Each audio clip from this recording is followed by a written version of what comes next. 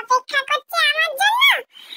উফ, কি ভারী কলাটা, আমি কি পারি বয়ে বয়ে আনতে বলো দেখি। হ্যাঁ বাবু, একটুখানি ধর না, এত ভারী। এই দেখ তোর জন্য কলা এনেছি। ওই যে মা এসে গেছে রে, এবার কি হবে রে? কি হচ্ছে সোনারা? হ্যাঁ, তোমার পিছনে কি লুকিয়েছো এটা? কই কই, কিছু না তো, কিছু না তো।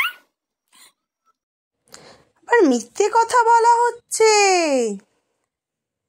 হ্যাঁ গপু, তুমিও? আমি কিন্তু তোমার থেকে এটা আশা করিনি। এটা কি? এটা তো এখানে ছিল না, এটা কি করে এলো?